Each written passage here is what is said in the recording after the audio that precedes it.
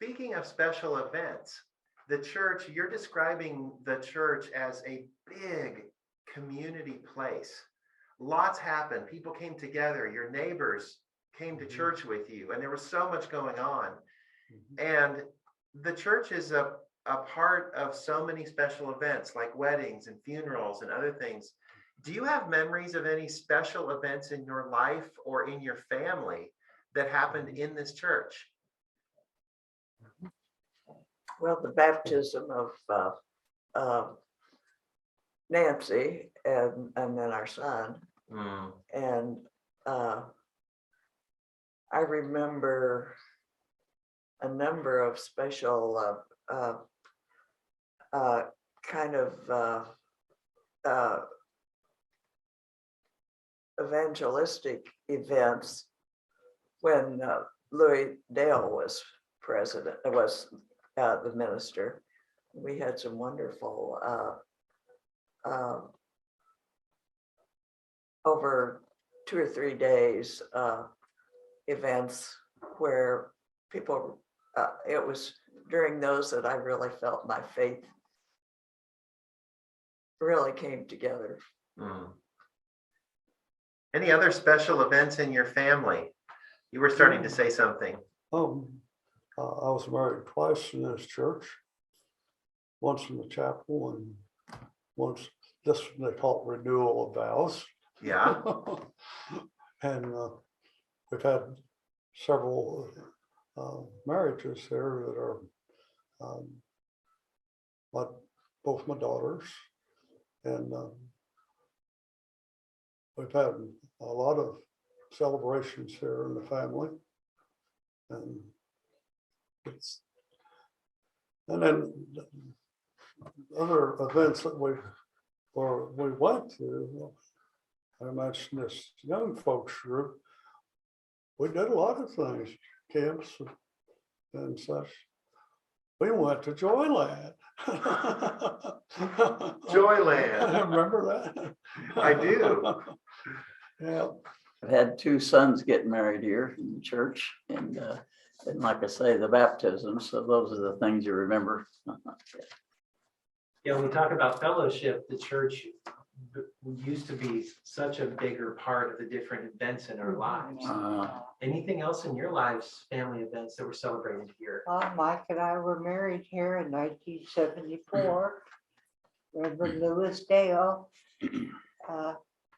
We talked to him and he said, okay, you're married.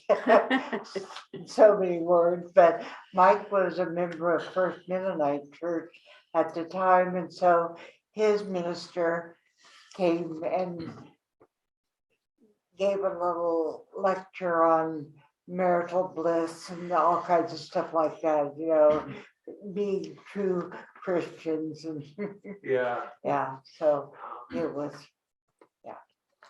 What about for you, Karen? Well, I was married in this church also, and so was my 2 sisters.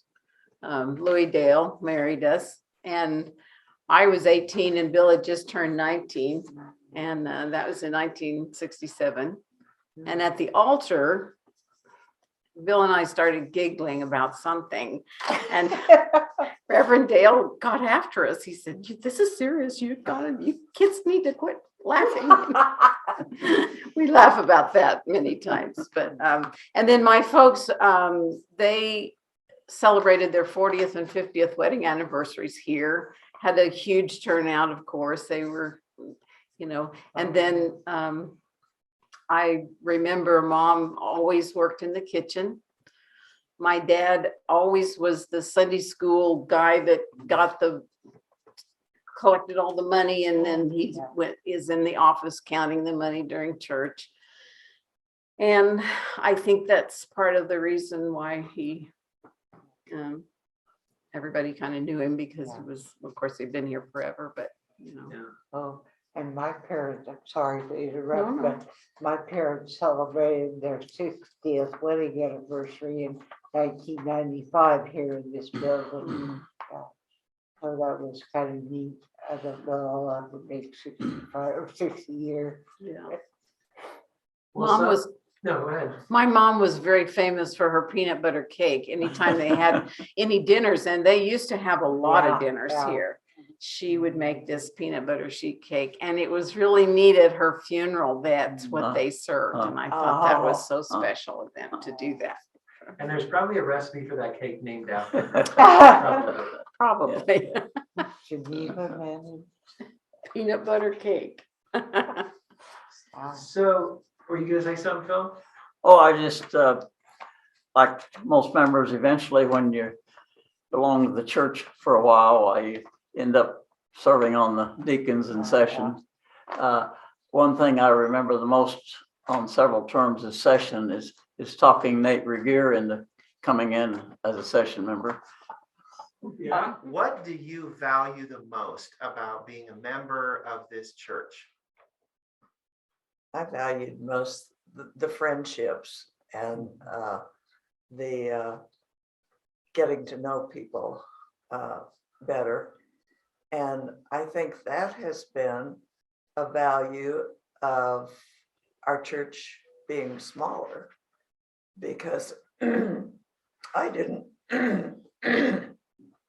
when it was as large as it was, I didn't feel like I knew a lot of the people, a lot of the members, and I have felt in the last 10 or 12 years like I have felt close to most of the members.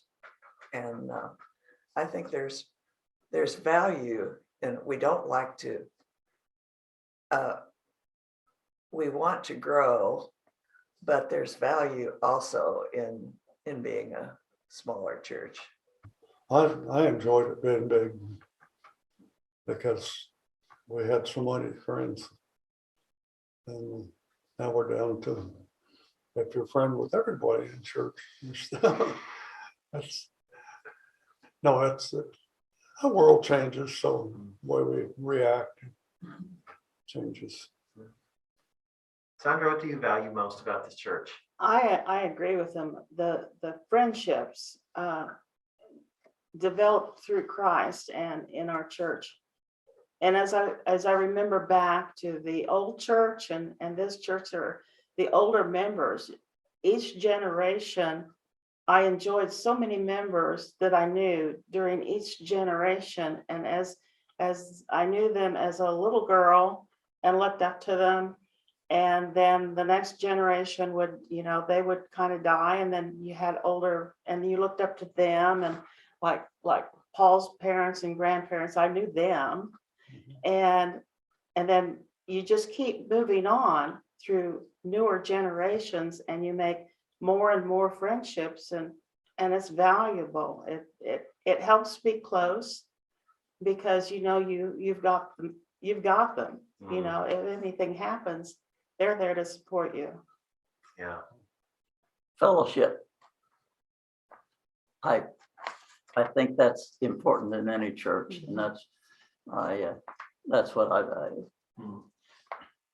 Well, that's kind of, I think what's really important in most churches is the fellowship of the congregation. If it's not there, you're not going to have attendance. And, if you feel like you want to be with your friends, you come to church. That's one way. Karen, how about for you? Yeah. I think definitely the fellowship. We were gone for many years, but coming back, everybody was so friendly and nice, and we just felt at home immediately. And I think that is important and very important. Yeah. If you were talking to a young couple or someone that had just come to town or someone new to the community, and you were to tell them why they should come to this church, what would you say? I have talked to people who have just come to church, and I said, we'd really like for you to visit our church and see. I think you would find that it's a warm, welcoming church. And So, and I think it's important for people to reach out when someone new comes to town and invite them to come visit us. I think that is the warmth of the church. I've heard both ways, you know, in the old church and in this church, there were times when maybe some individual would say, well, they didn't feel comfortable. But most often people have said that we have a warm church, and that's good to hear.